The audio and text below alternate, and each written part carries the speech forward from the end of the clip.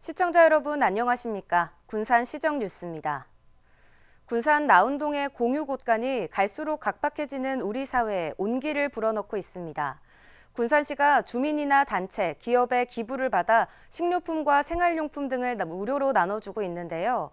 2년 동안 이용객은 2만여 명을 넘었습니다. 하지만 경기 침체가 계속되면서 기부 물품이 줄어 걱정입니다. 군산 나온 주공 4차 아파트 상가.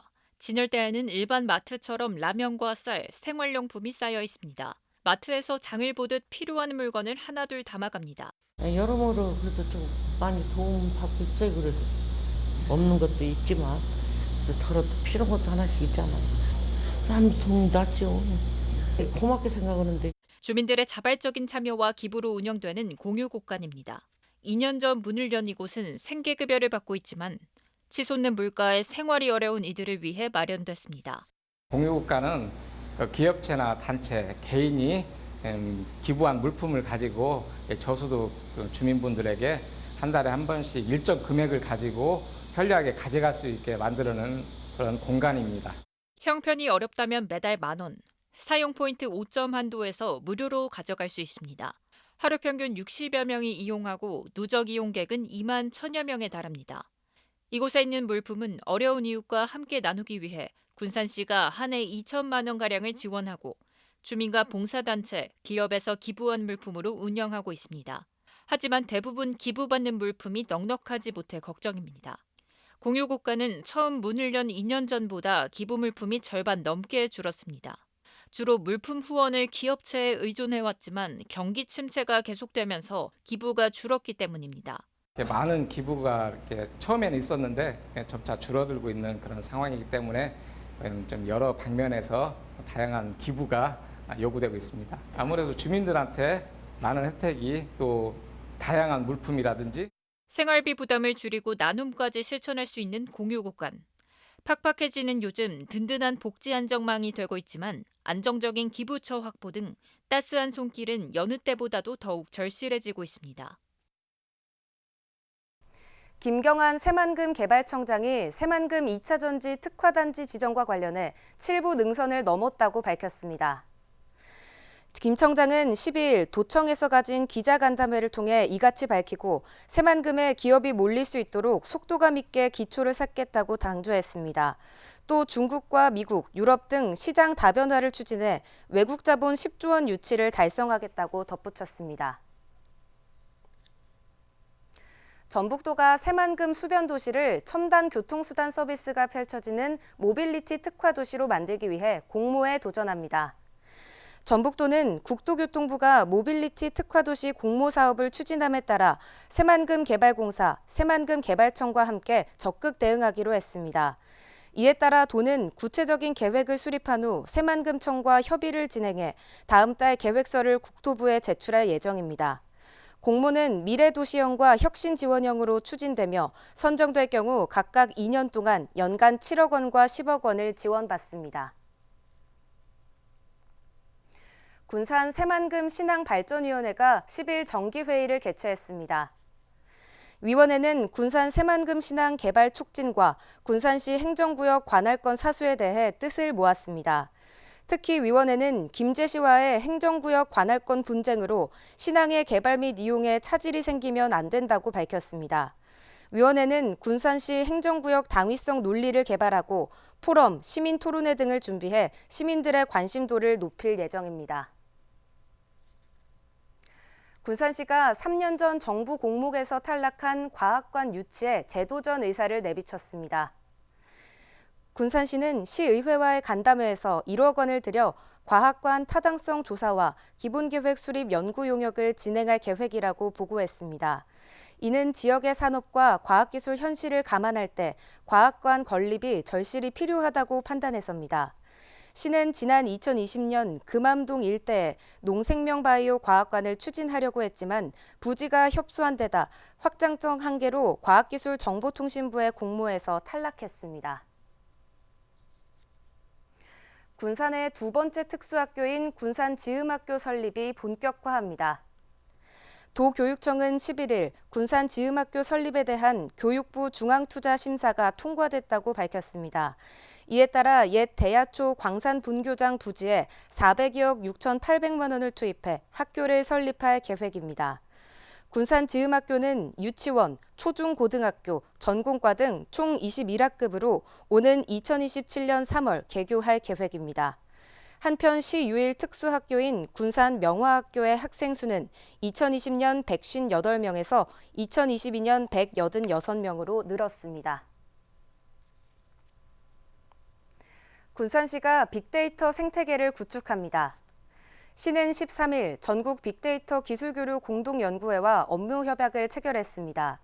시는 협약에 따라 빅데이터 관련 정보 교류, 지역 신성장 사업 발굴, 민간, 학계와의 교류 협력 등을 하게 됩니다. 빅데이터 교류 활동에는 우석대 링크 3.0 사업단, 한국전자통신연구원 호남권 연구센터 등과 협력하게 됩니다. 한편 전국 빅데이터 기술교류 공동연구회는 지역 내 민관학 간 빅데이터 교류를 위해 지난 2020년 2월 설립됐습니다. 연일 계속된 장마와 무더위에 몸과 마음이 지쳐가는데요. 풀만 자라 사용하지 않는 유휴지가 백일홍 여름꽃밭으로 변신하면서 시민들의 휴식 공간이 되고 있습니다. 백일홍의 고울 자태는 금암동 도시재생숲과 금강공원에서 만날 수 있습니다. 금강변을 따라 백일홍이 활짝 피었습니다. 빈불을 머금은 색색깔 꽃들이 고운 자태를 뽐내며 아름다운 조화를 연출합니다. 도심 한복판에도 백일홍 여름꽃밭이 펼쳐집니다. 어른 허리 정도 높이의 꽃들이 바람에 흔들릴 때마다 가을보다 먼저 온 잠자리떼가 꽃잎 따라 물결을 이룹니다. 계속된 장마에 지친 시민들이 우산을 쓴 채 잠시 꽃밭을 찾았습니다. 백일홍이 예쁘게 폈길래 비도 오고 낭만적이고 그래서 지금 꽃 좀 보러 왔어요. 잠깐 와서 보면 기분이 좋아지거든요. 그러면서 사진도 찍게 되고 좋은 것 같아요. 군산시가 풀만 무성했던 금강공원과 금암동 도시재생숲 유휴지 두 곳에 백일홍 꽃밭을 만들었습니다. 도시재생숲은 6만 제곱미터로 지난 봄 심은 유채꽃이 시민들의 반응이 좋아 백일홍을 다시 심었습니다. 이곳은 그 관광지와 인접해 있지만 뚜렷한 개발 계획이 없어 풀만 무성했던 유휴부지로 우리 시에서는 그 봄부터 이곳에 유채꽃을 식재했고 그 호응도가 좋기 때문에 이번에 백일홍을 추가로 식재하게 됐습니다. 관광객들의 사진 촬영 장소로 인기가 높아지면서 명소가 되고 있습니다. 시는 내년에는 좀 더 일찍 유채와 백일홍 씨앗을 뿌려 계절마다 새로운 볼거리를 선보일 예정입니다. 100일 동안 핀다고 해서 붙여진 백일홍. 오는 10월까지 감상할 수 있습니다.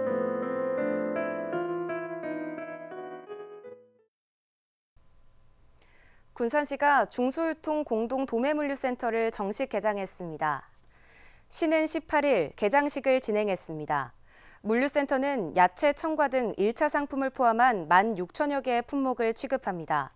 또 시, 조합, 소비자 단체 간의 상생 협약을 맺고 소매 가격 상한제, 안심 물가제를 시행할 계획입니다. 한편 물류센터는 사업비 110억 원을 투입해 지난 5월 준공했습니다. 군산시가 군산 밀용동 고분군 2차 발굴 조사에 착수했습니다. 시는 11일 군산 밀용동 고분군의 개토제를 진행하고 2차 시굴 및 발굴 조사에 들어갔습니다. 밀용동 고분군은 월명산 산줄기를 따라 10여 기의 고분이 분포돼 있습니다. 2022년에 전북 마한문화권에 선정돼 마한고분 1기와 옹관묘 1기 등이 조사됐으며 매장 주체부에서 원저 단경호, 옹관묘에서 철겸 등이 발굴됐습니다. 시와 전라북도는 2024년 시굴 비용을 확보해 추가 조사를 진행할 예정입니다. 공유경제 기업이나 단체가 공유경제 관련 사업 등을 추진할 경우 군산시 차원에서 지원할 수 있는 길이 열렸습니다. 군산시 의회는 제257회 임시회에서 김우민 의원이 발의한 공유경제 활성화 지원 조례안을 수정 가결했습니다. 조례는 공유경제 활성화를 위해 공유경제 기업이나 단체가 추진하는 사업에 대해 예산 범위 내에서 보조금 등을 지원하고 기본계획 등을 3년마다 수립할 수 있도록 했습니다.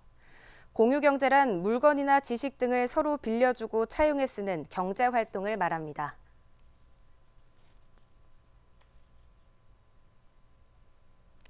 경기 침체 등에 따른 신청 증가로 자금이 조기 소진될 위기에 놓였던 소상공인 특례 보증이 계속 이어질 전망입니다. 최근 소상공인 특례 보증 출연금 동의안이 시의회 의결을 거쳐 군산시와 우리은행이 각각 1억 원씩 모두 2억 원을 출연하기로 했습니다. 이에 따라 빠르면 오는 9월부터 지원이 가능할 것으로 전망됩니다. 특례 보증 한도는 업체당 5천만 원 이내이며 보증 기간은 5년이고 대출 이자에 대해 최대 5%의 지원이 이루어집니다. 군산시는 시내버스 공공 와이파이를 LTE에서 5G 통신으로 전환했습니다. 이로 인해 밀집 환경에서 서비스 속도가 3배가 되어 고속 사용이 가능해졌습니다. 무료 공공 와이파이를 이용하기 위해서는 스마트폰에서 와이파이 기능을 켜고 사용 가능한 네트워크에서 퍼블릭 와이파이 프리 또는 퍼블릭 와이파이 시큐어를 선택하면 됩니다. 군산시에서 볼로냐 일러스트 50주년 기념전이 개최됩니다. 이번 기념전은 나가치상을 받은 에릭 칼, 옐라 마리 등의 작품 50여 점을 볼 수 있습니다. 전시회는 신비한 일루미네이처, AR 동화책 등 아이들을 위한 체험 프로그램이 있고 도슨튼이 무료로 운영됩니다. 전시는 오는 14일부터 8월 20일까지 군산 예술의 전당 제23 전시실에서 열립니다. 군산시는 군산시 시민회장 수상 후보자를 접수하고 있습니다. 후보자는 각급 기관장, 대학교 총장 등의 추천이나 시민의 연설을 받아 오는 8월 2일까지 접수해야 합니다. 시상 부문은 문화예술체육장, 애향봉사장, 시민안전장, 보건환경장 등 총 9개 부문입니다. 시는 수상자를 선발한 후 오는 9월 20일에 있는 제61회 군산 시민의 날 행사 때 시상할 계획입니다. 다음은 읍면동 소식입니다.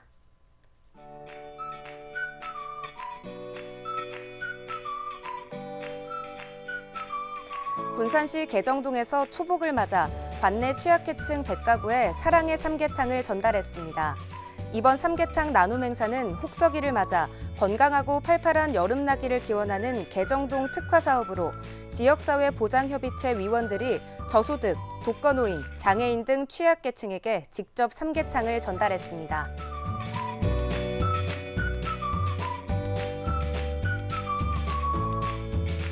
군산시 구암동이 3일 경로당을 시작으로 관내 경로당 13곳에 현관 롤 방충문을 지원했습니다.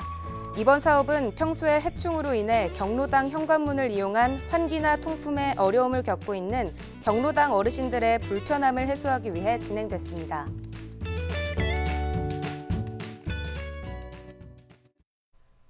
이것으로 군산 시정 뉴스를 마칩니다. 시청해주신 여러분 고맙습니다.